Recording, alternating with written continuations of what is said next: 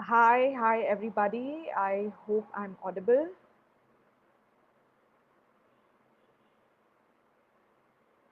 All right. Okay, great. Thank you, Tarunjit, and thank you, PRPOI, for giving me the opportunity to present on this lovely Saturday. We are living in uncertain times, and it's interesting to see and hear so many various schools of thought that have been happening over the last few weeks. This has been curated. So, a quick introduction. My name is Komal Lat. I run a communications consultancy called Tute Consult. We've been in the business since the last 10 years. We'll complete 10 years in a month, and we've navigated through many interesting brands and strategies for both global and domestic brands. Largely, the focus has been retail and consumer brands over lifestyle, luxury, entertainment, hospitality, corporate brands. And my topic for today that Taranjeet's asked me to speak on is basically navigating through consumer and retail brands in the COVID and post-COVID world. So the idea would be to see and circumvent a little bit on who and what is doing with various strategies. A little bit on Tute, as I mentioned. While we're headquartered out of Mumbai, we work across 6 countries. We work across 220 cities in India. And retail is something we're extremely passionate about. Consumer brands is something that we breathe in deep in it. And we hope to make a difference to the larger entire crux of this. So, beginning with that, let me first give you some very interesting statistics from a larger perspective that's happened. The Indian entire retail ecosystem, for that matter, is 90,000 crore losses that have been seen in the last 2 months. That's a staggering number. To begin with, also the entire size is $790 billion, which was supposed to double up in the next 5 years. And then the COVID happened. The idea is to, as a PR professional or a marketing communication professional, how do you navigate your teams, your clients, and the entire larger ecosystem support during this time? I'd like to make this session interactive, so please shoot questions at any point. Till then, feel free to listen to me. Yes? Okay. In the consumer sector or in the entire spectrum of things in the COVID world, we can broadly divide this entire thing into looking at it in two ways. One is retailing can be defined as essentials and non essentials, or you could also look at store based and e-tail based. Let's delve a little bit into both. In the essentials, of course, you have your food grains, you have all of these brands that come in, and your pharma brands, etc., that come in, which are definitely in the green sector. And then in the non-essentials, you have your apparel, footwear, discretionary spends like luxury, all of these coming in, which of course have been hit very hard. The e-tail and the on ground also has a very different perspective. While stores are, as we all know, in the red zones and containment zones are not open, malls are definitely not touted to be open. According to the various webinars that we've attended with Anurag or Train or RAI, which is the Retail Association of India, you are not likely to see these open up till at least September, October. At least that's what the prediction is. Although globally it's been opening up with certain care, that impacts the entire ecosystem overall in retail. As communication professionals, what is it that we can do on fronts of the clients that are having on ground stores? Well, to begin with, know your brand in and out. Are you even having a pulse on what their business size is? Are they e-tailing? If they're not on e-tail or on e-commerce, I think one of the first things one can do is help them build that bridge to go online. That could mean you, as a communications professional, needing to know your CPCs, CTCs, SEO writing, knowing what is performance marketing, what does a Shopify mean. I think so. A little bit of upgrade and knowledge onto that will really help. And then, of course, onboard them. We've been doing that for some of the brands who were very on ground driven, and we're in the process of being able to catapult them onto the online market and create revenue channels for them. So PR is no more restricted to being writing press releases. It is also meaning that you need to directly impact your client's business goal. And that goes for you too, right? Everybody is on a way to rationalize their spends. You need to find a reason why your client needs you at this point. So that's on the ones who were not online. Uh, Coming to the ones who are already online, what can you do? Well, most of them are delivering. Most of their online stores are delivering. A, do you have a pulse on that? And if yes, how can you navigate that messaging for them across different streams? That would be very, very interesting to see. So, a couple of facts here. Both the demand and supply side are affected. So, you need to know their supply chain and whether you can cross link them with existing contacts that you have and brands that you represent to cross sell. A lot of brands doing that very, very smartly. The pandemic is likely to reshape the entire retail ecosystem as a whole. Are you catching up? Are you there? Or are you only having a pulse and reading enough reports out there, knowing your data, spending and using this data to be able to feed it to the right journalists who are right now extremely pressured to be able to write that one story for print, for digital, for that Twitter feed, for Instagram? Be a partner to your brands. I think that's one of the key things that they're looking at. Be also a help to the team who is amplifying this, not necessarily the media, it could be various channels, right? And tech, make tech your best friend. So anybody who said, oh, like this is going to be my way of doing things, that I can write only content, or I'm great at only media relations, well, the playbook has changed. The playbook has changed, and for anybody who is talking that I'm only going to do this, time's up. Time to reset, revitalize your entire skill set, and start talking the marketing communications language. Tech is your new best friend. The word contactless has come into and is going to be the new normal for everything and anything that we do. So, how are you going to be able to navigate your client to help them achieve that messaging? Nobody wants to know how many sanitizers you donated as a brand. People want to know what's the soul of your brand, and hence they're going to make a choice basis that, right? I see a lot of interesting questions coming. I'm going to start taking them one by one and trying my level best to answer them. So, Tarunjeet writes, how do PR professionals continue to be relevant for businesses that are not going to see growth soon in the retail and consumer space? Great question, Tarun. To begin with, we are absolutely first internalizing and as a team to understand that yes, retail is one of the most badly hit sectors apart from the other red sectors like aviation and retail at airports, etc. How do you be relevant for businesses that are going to grow soon? Well, for one, be relevant as a partner to your brand, as your client. Feed them data that is giving them an overall perspective of how the domestic economy and global economy is doing. Read. There are brilliant webinars happening. There are brilliant reports being put together, right from Ernst& Young to Euromonitor to Vogue Business. You will collate, curate, and mine that data to be able to see what is relevant for your brands and feed them, even if you're on pause mode with them. Because if you call yourself and want to be respected as a partner, you need to be in partnership in good times and bad. So I think taking a cue from that too, seeing what you can do to keep the public interest or the consumer interest alive. No more are your channels only restricted to the press, right? You do have bloggers, you do have influencers, you do have podcasts, you have lives going on across all channels like this one. So you have Facebook Live, you have Insta Live, you have YouTube, you have Zooms. The plethora of options and the time commitment that people are putting in onto this is immense. I would say utilize that very, very smartly. From a growth perspective, I think, like, for example, footwear as a sector or apparel as a sector is most hit in the entire retail ecosystem of many other things. So you got to see that how you make it relevant. Like, we've been curating, for example, playlists for certain brands who's into an accessory brand. Why? Because you want to keep the mood light, you want to keep it relevant, and also tie back to audience engagement. They're looking for content, but they're looking for content that's light. There's enough depressing news out there. You need to make it relevant to them and keep them engaged. Okay, I see another question by Vinod Reddy. Corona numbers are increasing in all the states after the lockdown release. Retail is one of the most highly impacted areas. How do you think the retail industry will adjust to the new normal? I think if we are all grappling with the word new normal, yes, we're trying to accept that the new normal will be many, many things.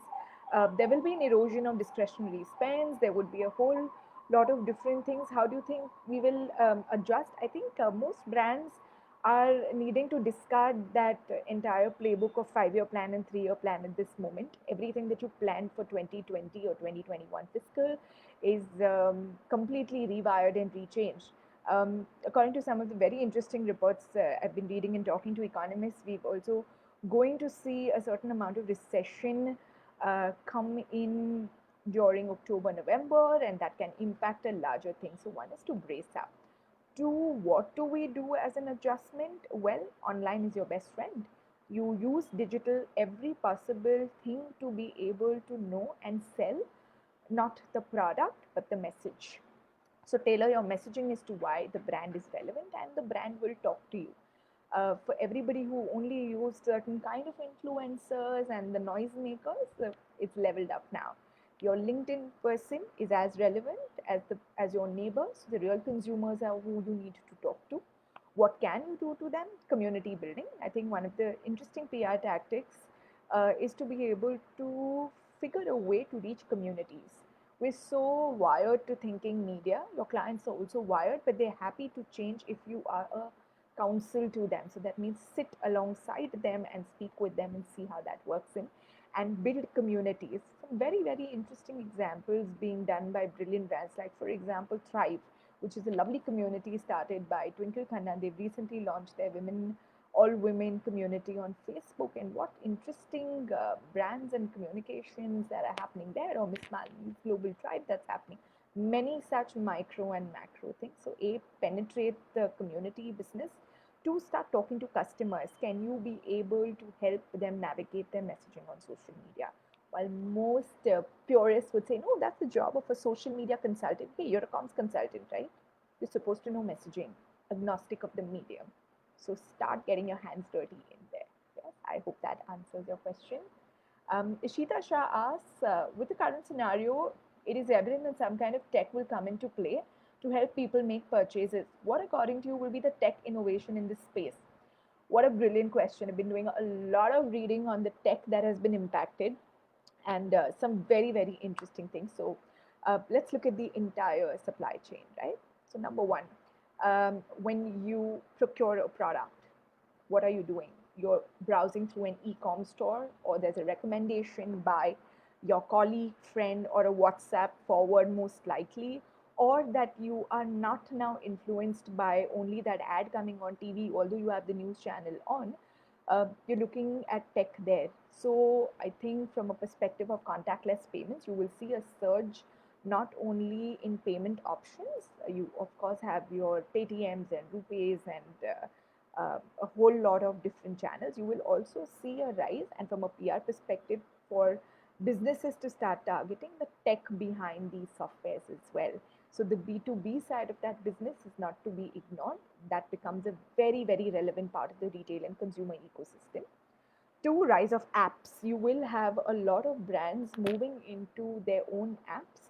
Wise or not, time will tell, but there are people looking at it, spending on it, and trying to navigate getting that data from your apps happening. So I do see a lot of spend there. Three, and one of the biggest, your data analytics. If you don't know how to mine data or read through data, customer data and feedback, I think that will be a back foot. So it's great, step up, let's look at that. There will be a lot of data analytic companies, both global and domestic, that will see a surge in customer on them acquiring customers, simply because people now want to listen to the customers. They always did, but they're going to listen to them even more carefully, um, and try and make sense of their data to be able to hyper customize those messages to them, and being able to see what can happen for them. On the other tech fronts, you will also see a surge in the product development using tech. So already you see the IBMs of the world putting together customized, whether it's doctor packages or whether it's like an outfit that Shane Balgoni did with them using different methodologies. You will see a rise in the tech there. I think tech at every aspect of communications, whether retail or not, is going to dominate, and you just have to accept it. Okay. Michelle Kiangate asks, 6 feet economy, how much is sustainable? Very interesting question. 6 feet economy, firstly, this great term has been coined very recently. It came out in an article in Economic Times and then followed it up with an international business news. The 6 feet economy, coming from the word distance economy, is about how much is possible to be able to maintain.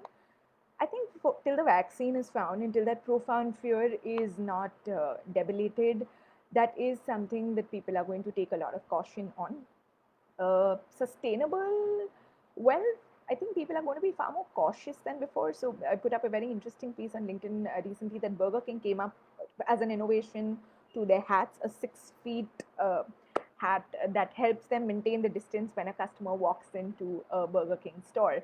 Or whether in restaurants, are you going to be okay to put a plastic shield in front of you and have a similar in front of your dining experience, and everybody is wearing hazmat suits and coming, and that's going to happen. People are wanting to get out. There's no question on it. There is only so much you can stay in a sterile environment, and hence when things do open up, of course, with the right precautions in place, you will see a surge in. You will definitely see a surge in people going out. But from a sustainable point of view, I think if the businesses are not going to make that kind of economic sense, they might be not looking at it very rapidly. So I think keeping those in mind, the non-essentials or the non-store parts of it, they have to rethink their entire strategy and think of ways to create revenue channels where the PR part of it needs to come in to be able to amplify that messaging. So to answer your question very point blank, is it sustainable? It's sustainable to get your immediate funds in, but it's not sustainable in the long run unless it becomes a new normal. And given the population size, given the people traveling, I don't think that that may be a wise case for anything which requires public or you physically going out. Yes. Okay. Chaitali asks, what are the trends for retail industry and hence homework for the PR teams to do that we need to do? I think PR teams need to first accept and internalize that you're a partner, and hence you need to look at certain takeaways, up your writing skills, learn to write on different and various mediums. I've mentioned that before, because you will need to be a partner to your brand and navigate messaging across. So whether that's a Twitter feed going, that's a Facebook message going, while their social media teams will, you need to work in hand with them or do it for them. It's fine. It's something that you need to work with them at a very micro level. The trends that you will need to foresee, which are the ones in the green zone. So you do see, for example, a Forest Essentials and a Estee Lauder, all of these brands moving into the sanitizer space, which they didn't. Hell, beer brands have started to make sanitizers. So keep a pulse on what the competition and other brands are doing. Look at equipping yourself with certain collaborations that you can do for the brand that help them keep alive, because if they're alive, you're alive. To look at reading global trends and what's happening, and then interpolate that to your domestic market. And three, be able to create the messaging with a soft touch. Don't sell a product, sell the soul of what the brand is about. So that, I hope, helps answer your question, Chaitali. Victoria Chaco asks, how do you perceive retail-led PR and communications to pan out post-lockdown? Um, Interesting question, because we are already in the midst of refocusing how communication is. So no more is it odd to see Sonam Kapoor bake a cake and her mum-in-law making barbita. It's now okay to do that. Or Karan Johar totally flaunting his whites and coloring his hair on Instagram video and saying, "Great, this changed my day." And this is what you need to do. So the trends and retail-led PR would move to more. 90% of it would be more digital focused now, where in digital you don't even, I mean, you don't have to limit yourself only to influencers and doing Insta lives. There are tons of possibilities one can explore. um, Collaborations, as I mentioned, like a lot of brands coming in together, creating interesting messaging-led content. So one of my pet peeves while working in with smaller teams or teams in general is that we're so focused on who we want the message or the amplifiers to be. We don't focus on what the message is. And I think that is a great learning right now, that most brands need to relook at what is your visual or what's your frame going to look like. If that you nail it, you're going to be able to create a much larger impact for your brands and see the message drive through. Retail will also be driven a lot by the business side of things. It's high time that PR teams contribute to the business side of it. Yes, measurement is a question mark, is yet there are a lot of schools of thought. There's the Barcelona principles that people are talking about. Then, of course, you have the extremely dated AVEs as a concept which people do. Sit across the board in front of your clients, and I think they're very happy to listen if you have a strong point of view and not a point of view because you need to add that to their month end report. I think that entire way of looking at things is completely changed. You need to make a difference to their strategy. You need to be well read, you need to be well networked, and you need to know your entire bedrock in and out for that to happen. You also need to closely monitor and socially listen what's happening in and around you on that category, what's happening on the brand. Are sales picking up? So, for example, while most people are saying discretionary spends are on the hold, China saw an Hermes store do $1 million+ sales on day one of its opening, calling it revenge sales. You do not know what good impact in that country could happen to your country. Although, of course, the dynamics are very, very different. So, keeping a close eye and feeding that information in, I think your brands are looking at PR teams to be the whisperers of the right information, right messaging, and the doers. I'd largely focus on these three pivots. Okay. Chetali asks, many brands sustain more on brick and mortar models than online. How do you make sure they're in the limelight during this COVID pandemic? Okay, thanks Shadali for this question. Um, a lot of brands, you're right, are very brick and mortar led because India was perceived largely to be sense of touch, smell, and the physical aspect and the joy of walking into a store and buying things. While e-tail, of course, picked up, it was propositioned more on the metros or the ad odd pockets in certain cities. I think this entire pandemic playbook has also been acceptance of things digitally. A lot of people who were not on digital have a first migrated onto the platform, second accepted it. The fear of it and the psychosis of being able to not touch a certain note and give that led rise to more contactless payments, and there's a whole chain to that. Um, how do you make sure that these brands are now first coming onto the limelight? Number one, they don't need the limelight. They need to be answering the question, what are they doing at that time? A very interesting thing we did yesterday just before this live. I spoke to around 6 to 8 of my retailer friends and clients on what are they expecting from their agency and what is their agency doing right or wrong.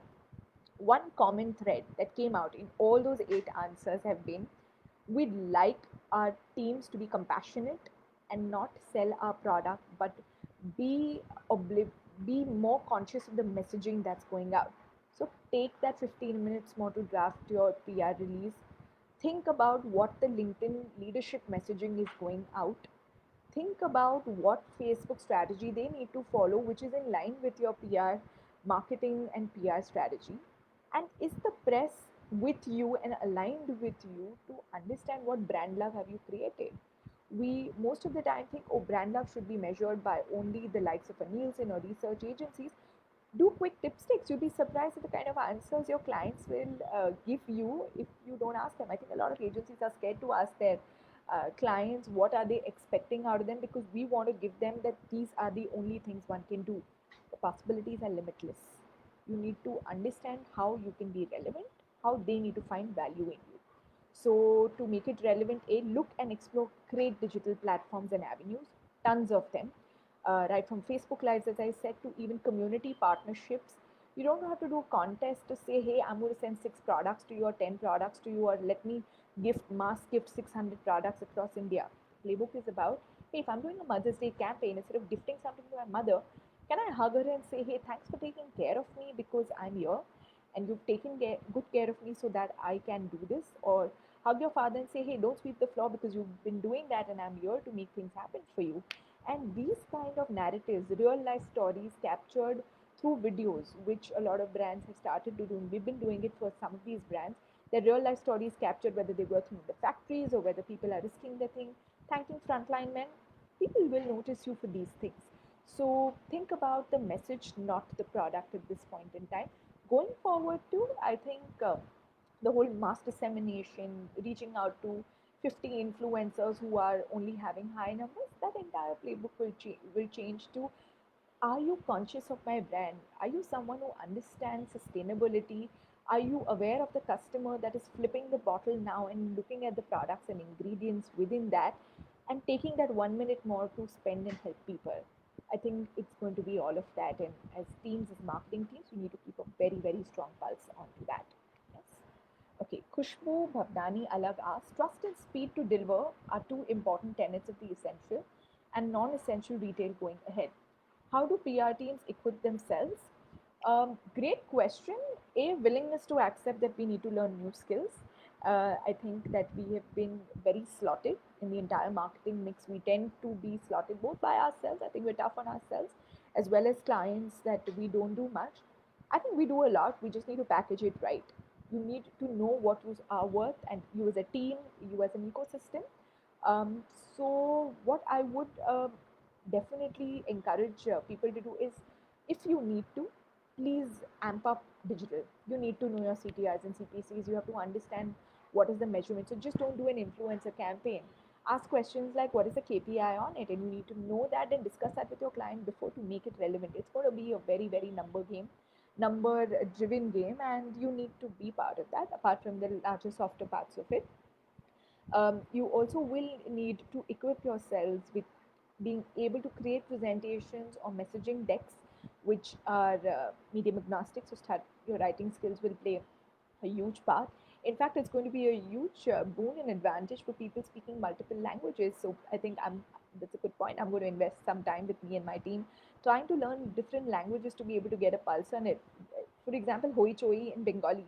It's one of the highest downloaded apps. Now you would know this because if you're following the news, but have you got onto it to understand that hey, when a moment marketing day like a Durga Puja or something comes, how can your client be placed in it? There are a lot of shows currently with people hooked onto OTT. What can you do with a partnership with these brands in any way, barter, paid, owned, earned, whichever way, to be able to create the right resonance for it? We need to think in these directions. We don't only have to think press. So think multifaceted, think multi-medium, think like a marketeer. Don't think of yourself as that one press relations person, and possibilities are endless. Okay, when do you see the industry back in full swing? The industry is always in full swing.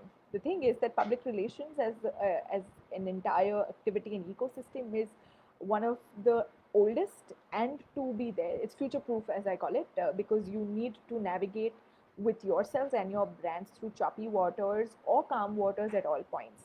Will it come to full swing in terms of revenues? Well, that will take some time. I would at least perceive it 2020 and 2021 to be difficult years, so survival would be critical at that point.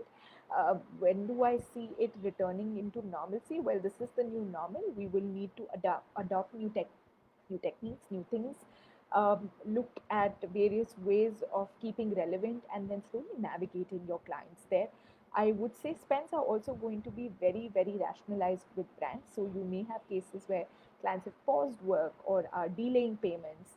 You need to, I think, have a 3 month, 6 month, and take it from their plan to be able to rationalize your spends. Look at your client's goal and seeing what help you can offer. And then look at reaching out to new businesses perhaps that you didn't do, and hoping the best and it recovers really soon, both domestically and globally.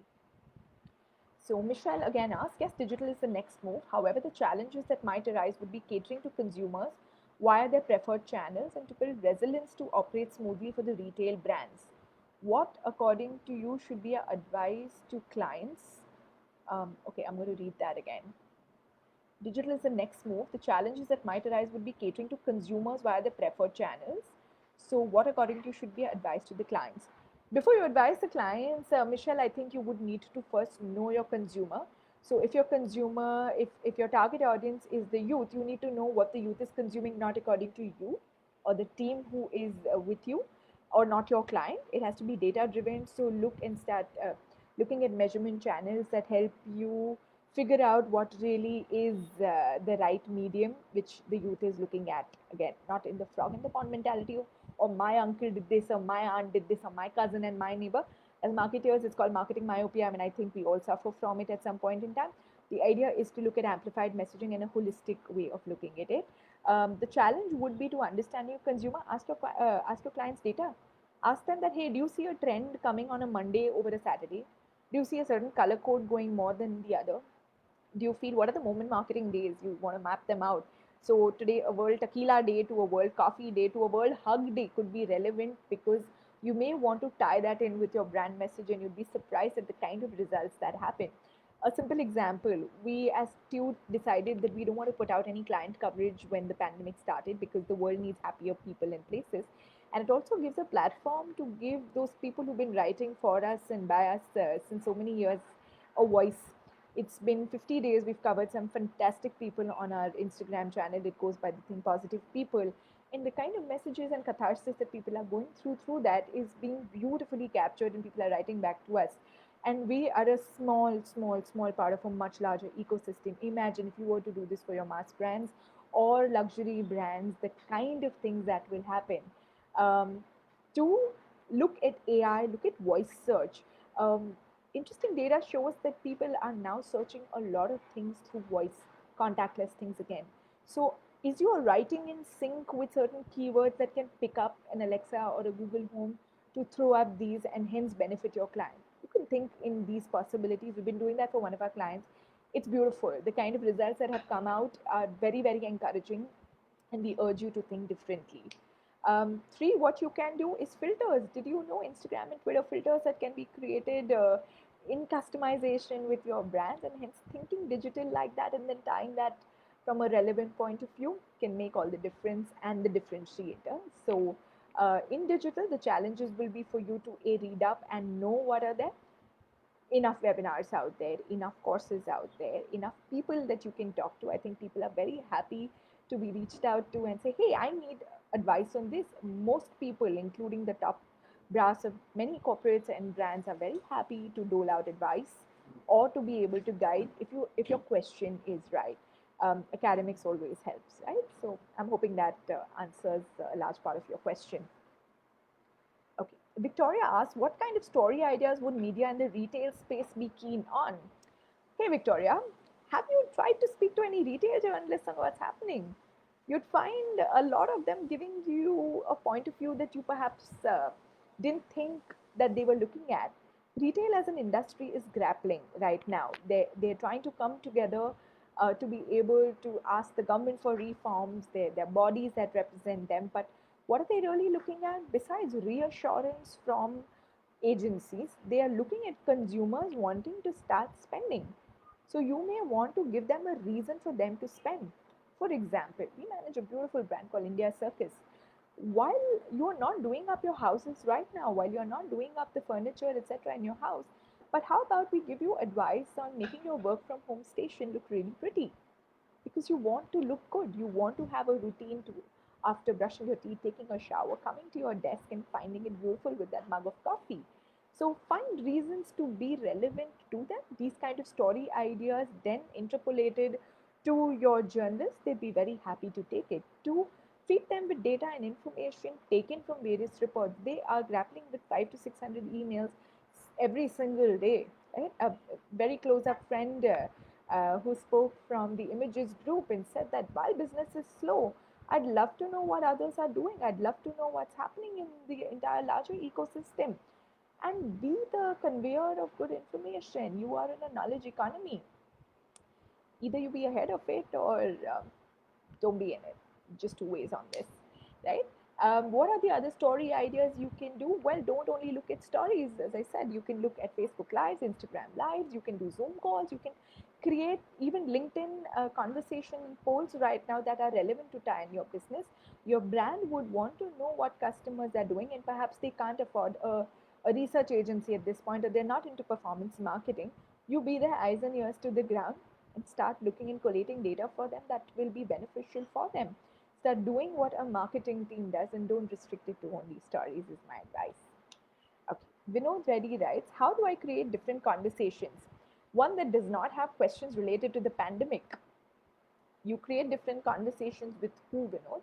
So I think it'll help defining who you're talking about. Two, if you're talking about customers, everything is not pandemic related. In fact, people are switching off from negative and WhatsApp news. I'm sure you all read about it in Bombay 2 days back. I think on every timeline, Locus had entered on our WhatsApp. They'd not entered Bombay, but they'd entered on our WhatsApp. So news flies fast.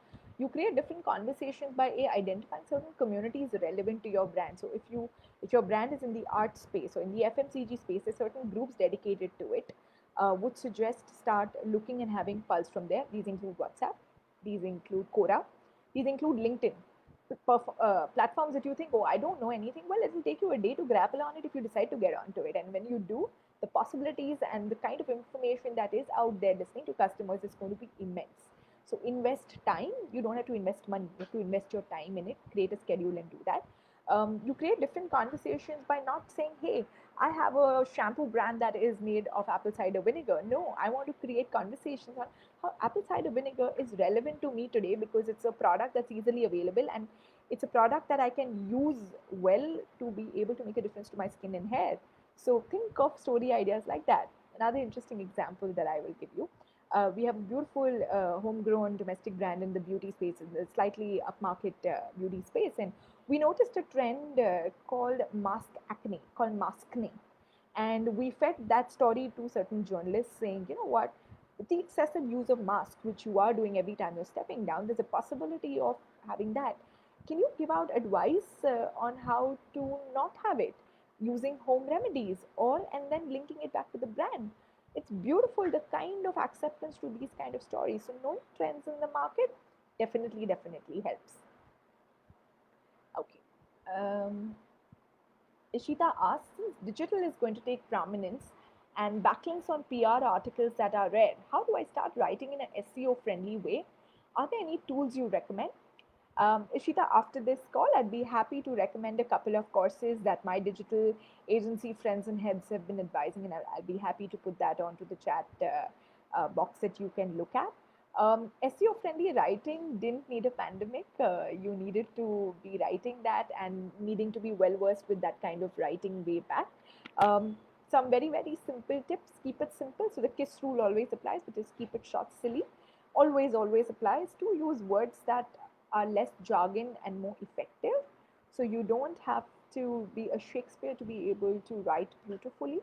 You need to understand just one question: is this making sense for my customer? Not only SEO, keep in mind that via search, that means voice search, is that article to be picked up. So then simplifying words, keeping short sentences, and then linking back and backlinking every piece that you send out with a hyperlink will help completely to do that. But I will put down certain courses that have been recommended to me and will be happy to share that. Yes. Okay. Tarun asks, Phygital seems to be out here to stay. How do we tweak our communication plans to make it relevant? So Phygital is the word even Honorable Prime Minister put up when he was announcing in one of his announcements where the physical world and the digital world meet. A simple case like if you walk into a grocery store today, don't expect to have a cashier, don't have someone trawling it around. You may have a case where you need to just put everything in a basket, move, scan your barcodes, and move out. Now, this as a process is the retailer side of the business. The point is, as a communications expert, do you know this process? Are you aware of the tech that goes behind it? Are you aware and have you experienced that entire phenomena yourself? And three, do you know every point if there is any consumer feedback that people are finding difficult? Once you answer these three questions, your note that you write or the story pegs that you will create or the Insta lives or the webinars that you create for your clients to put those kind of people back in the panels that you do will be far more relevant. So as communication experts, I think one of the first things we need to do is knowledge. We need to know the entire process instead of just having a surface level information on it. Two would be writing simplified. Three, who are you writing to? So is your medium directly to consumers? That means you're using the digital media to communicate, or are you going to be doing it via the press or the radio or through podcasts?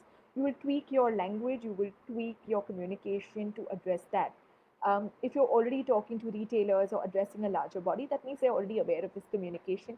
Your job then, your objective then through your writing or your communication will be how can more people adopt it? If your thing is to consumers, you want to then give out the message of safety and trust because you want to say, hey, we're ready. we're all 100% ready. We don't guarantee anything. Nobody can, but we're there to take care of you in case something happens. And I think the reassurance in times of pandemics or in times of there's nothing like somebody holding your hand saying that we're there. So I think the same logic applies in okay. The PR measurement reports, I'm assuming, will also change. What are your thoughts on it? Very interesting question, Tarun. And I think as independent agencies, we are all having these offline and online discussions on what the measurement and reports will be. I think some of the changes that we're doing is we've stopped calling our reports PR reports. We call it marketing communication reports. So first, internalizing that is what the way is. Two is to be able to give a report that captures the work done, not necessarily in terms of clippings and links. You need to be able to say the groups that you identified, the reach outs that you have done. If it's digital, that means it's measurable on how many shares it sort of created. So equipping your teams to social listening or outsourcing or right sourcing certain social measurement tools. There are tons of them. Again, if people are needing those, please reach out. We'd be happy to advise some fantastic domestic ones, not necessarily the global ones, who charge extremely high amounts. There's some fantastic agencies in India who are doing that work. Would be able to capture that, and your pie charts and your flow charts, etc., would need to your month-end reports need to capture the share of voice, the share of impact, the sentiment analysis, not necessarily AVEs. I think it's a very dated concept. Would be interesting if we can convince our clients to give us an impact completely on sales if they saw any movement after certain spikes in 5 to 6 months, because at the end of the day, it's collation of data, right? So would be interesting to start doing that. And as agencies, I think we need to accept these challenges and see what we can make a difference to clients onto that. Okay. Vinod asks, what kind of PR activities can be done in the new world? Regular events in malls and retail spaces are no longer valid. How do we create more engagement? Very, very interesting question. And I think all of us are trying to answer that with the webinar is a new cuss word, right? With everybody just having like an overdose of it. And how do you sort of keep it relevant for experiences? I think for one, the experiences will shift digitally to some time. That means creating the entire sensory experience of just not the physical touch or thing, but to be able to create these experiences digitally. I will see a surge. I do predict a surge in certain video channels which offer you a press con type or an experience like when people log on. So it will not be a one-on-one like this. It would mean that the entire scenario unfolds in that way. And I think a lot of tech companies are already trying to innovate within that with their dashboards and system like that. How do these people who look at BTL, etc., as ways to communicate? You will need to figure a way to penetrate into Telegram and WhatsApp communities, because that's where the influence happens. So events were necessarily done for amplification. You will also see a lot of the celebrity, top end celebrities, and then the real life, who we call as city champions taking a forefront, wherein they will be the ones passing the word. So you will always have those 3, 4 key people in every group who are the decision makers. Like you had campus bloggers, you would have that in real life too, in family groups and things like that. The idea would be to penetrate through these. There are a lot of mediums already doing that in various languages. For example, Daily Hunt has a brilliant pool of people, or you have Chai Pani run by a very affable Shruti who has a community of over 6 lakh people. So you need to penetrate and start looking at these channels differently, and then them creating these experiences at a very city level or even area led level for you to create relevance for the client. So A, knowledge always helps. B, listen, listen, listen. There's a lot of information flowing. You need to know when to pick up what, make it relevant, and move fast. Agility will always help. And third, knowledge on AI. I think you will not need to go to a store anymore to try a mascara or a rouge, right? You would be scared to do that, or there would be a certain amount of resilience to that. So what do? Well, you're going to look into an iPad or a screen and seeing whether this haircut suits me, and then saying, okay, now I'm going to do this. So I think brands investing in that, those are the kind of experiences people will do. Our job is to amplify these experiences, suggest these experiences if we have the knowledge, to amplify these experiences to customers, not necessarily via only the press. And three, keep a pulse on what the markets are doing and the trends are moving, and to be able to link that back to your client's business. Okay. Ishita Shah asks, voice-based searches are on the rise. How can PR professionals take advantage of this? How do we include this in our PR campaigns? Great question. Campaigns can be tailor made to only voice searches. You have podcasts to do that, so your clients could create certain podcasts talking to real customers and putting that out. You have Spotify, to Google, to Apple, everybody where you can nest these podcasts. To your writing needs to be SEO friendly that the voice search picks up. So, not necessarily the long format writing. It was a very interesting webinar somebody had put up about how do you write like WRITE for LinkedIn. Well, you write by knowing who you're writing for, and when you know who you are writing for, you simplify the language. Be relevant. Don't write because you have to. You write because you need a take home of that. The fact that maybe you're listening to this, is there some take home that you're taking from this which is unique? So think about these lines, and the SEO part of it will automatically happen. And keeping in tabs with data analytics and your dashboards will help you understand what's working for you and what's not working for you. Okay. So Hasini Mehta asks, Kumar, like what you said, look at clients as marketeers, not just PR people. This is the time to do this. I completely agree, Suhasini. It required a pandemic to perhaps do that. I don't know, but I think internalizing that we add a lot more value as marketeers and not as press disseminators is something that will be relevant. In fact, we're putting together a white paper on what are the key trends to look at in PR or marketing communications, which we're going to make public next week. Leave in your IDs if you would like at the end of this chat, and my team will be happy to send these across to you. If that makes any difference in someone's knowledge or reading, we're happy to help. Vinod says, with so many journalists losing jobs, a lot of them have moved towards freelancing. How do we approach them for stories? Um, Firstly, it's sad that the economics of the economy or the economics in general have led to job losses and cuts. Um, our unemployment rates in the country stand extremely high, and it is of course extremely saddening to see our friends and people being laid off or being asked to leave or are quitting because of economic reasons. So I'm really hoping as an industry as a whole that we can help them. So if they are moving towards freelancing, and if your question is how do you approach them for stories, you always could approach people for stories if they're freelancing. um, I think being sensitive to them in general, being sensitive to people, not only journalists, and understanding where they come from. So it's a good practice to always ask, hey, are you free?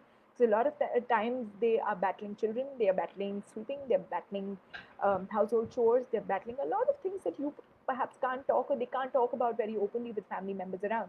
So a sensitivity will make a huge difference. Two, you can always approach them for stories by writing relevant mails which are short.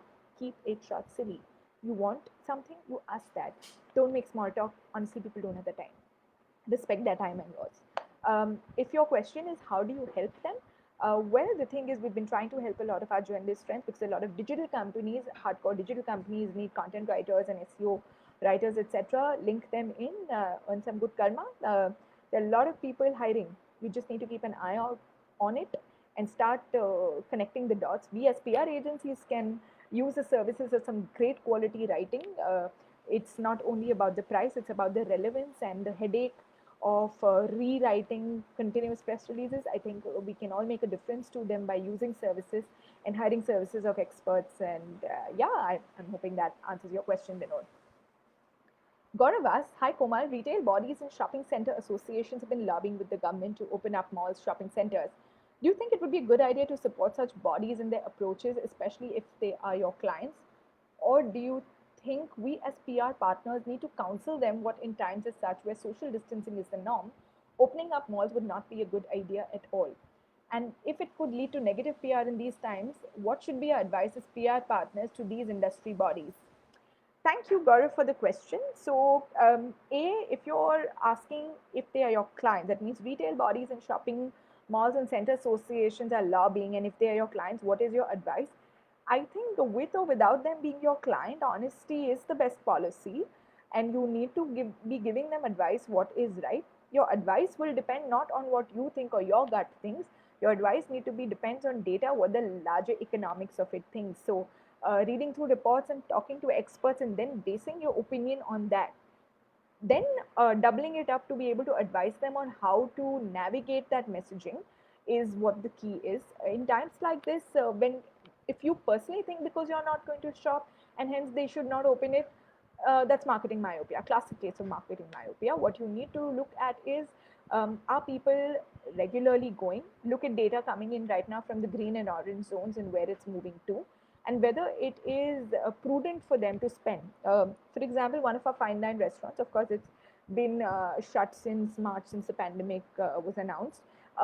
We were trying to ask them, why are you not doing deliveries? And very interesting answer. They're saying that the cost of delivering will be more than the cost of food. And I'm rather shut than being able to bear that cost, and then also take the added hassle of being able to take care of the security of that person, risking his life, our lives. It's just not worth it. So you need to have a far more larger encompassing view of things.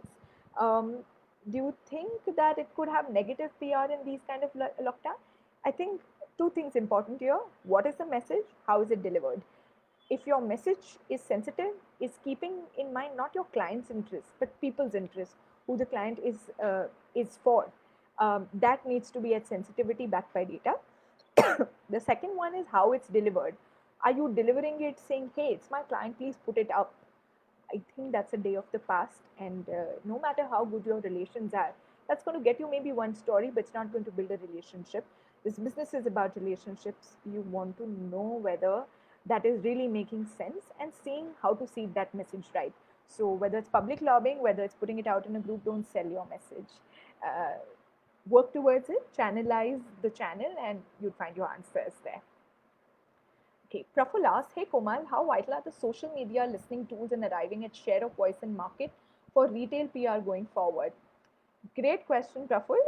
Very few agencies right now are even wanting to move to the social media listening side of it, because as agencies, of course, we know in the pecking order, the kind of economics of it are very, very less. And also a lot of the clients or agencies themselves feel that it's relevant only for digital agencies. I think how that can help is being able to find the insights of the social listening with the digital agency that is there, and then using those insights to be able to derive communication out of it. So, for example, I heard a lovely a webinar where Sonia of Viacom was talking on a show that they heard on social listening that was captured. That was an old show, and people on Twitter were talking about it, and they took that to their business team and said, "Hey, you know what? This is really relevant. People are talking about it. How about you want to play it on Boot, which is their OTT platform?" And to which the first team said no, but when they did see it and they played it, they saw fantastic results, and there's a season 2 coming out. So social listening, to be able to derive the insights, maybe not something that we're experts at, but we can hone up to those skills. Two, if that skill is not existent and we're in the process of honing that up, let's pick that from these insights from our digital agencies which the client already has, and use that relevance to be able to listen, because you can't base your opinions anymore on what the media only thinks. You have to base your opinions on the customers and consumers at large. There are, however, some of the free tools or freemium tools that are available that can help create a dashboard.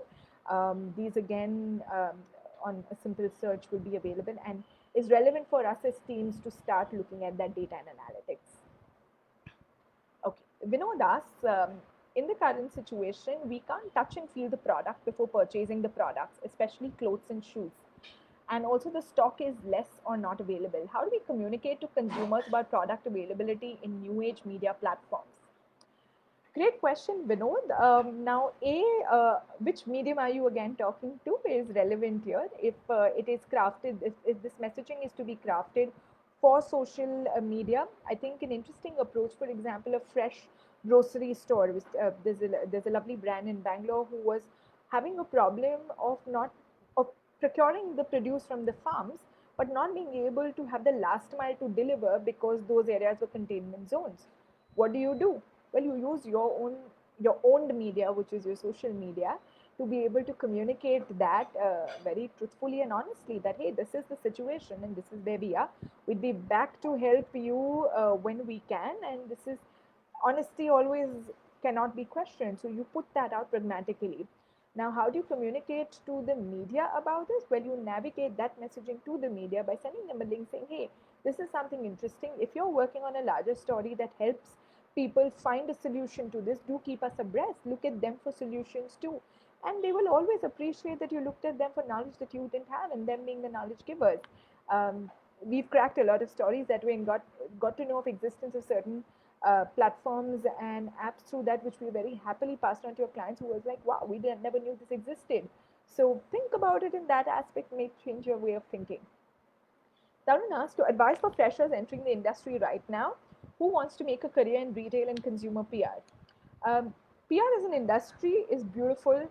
We as marketing communication experts are here to stay. So aid the futuristic outlook of it with someone who's always going to be relevant to clients no matter which season and what time. So you will always need it, whether through crisis management or for messaging or for amplifying. This is one of the strong, sturdy tools in the table of the four. Right? What would I talk about in terms of freshers? Have an open mind, be passionate about it, have certain inbuilt skills, don't learn on the job. Though experience is on the job, but certain skills can be honed in before. If the will is there, the skill can be honed. So come a little prepared. It helps navigate and work with teams much faster. Everybody wants to work with smart people. We don't want hard people. We don't want hardworking people. We want smart working, savvy people. That's what I would sum it as. The career is bright, by the way. Shailesh asks, hi Komal, why you share insights and talk at large about immense unlimited possibilities and broader prospects? At the same time, we often see the current generation doesn't even follow the basics of PR and social media and just follow everyone for stories and stories only. What's your take on such professionals and your advice for them to be better ones? Well, I'll say, hey Shailesh, those are going to be irrelevant very soon. And if the pandemic has not woken them up, they're going to be sleeping for a long, long time on this and become irrelevant. You need to move with the times. What was relevant 6 months back is not relevant anymore. And if you don't move with the times of what everybody is not only doing, you don't have to have a herd mentality. While everybody is zigging, you can zag, but be relevant to platforms, technology, what's happening in the industry at large, and move with that. If the current generation doesn't follow the basics of PR and media, your basics and your foundation will always be the same. Great writing, great communication skills, great relationships. I think these three are part of all the businesses within communication, so that doesn't change, right? For professionals who are extremely rigid about how they want to do things, well, I think that's a more people management skill, and we all will need to learn with these experiences in our careers. We always come across that set. It's your choice how to handle them. If you're very anti, get up and leave. And if you think you can mold around, because every problem can be solved over a conversation, you can try and work that out. And I think if you have the right advice, they will listen. They always do. They look at you as enablers, not as people on the other side. Most of them do that. So thank you so much for the lovely time, and that was the last question that I took. Feel free to put in your questions for 1 week. I'd be happy to answer everything coming in this, and do put in everything that I'd like to share. I hope you enjoyed it. Thank you very much.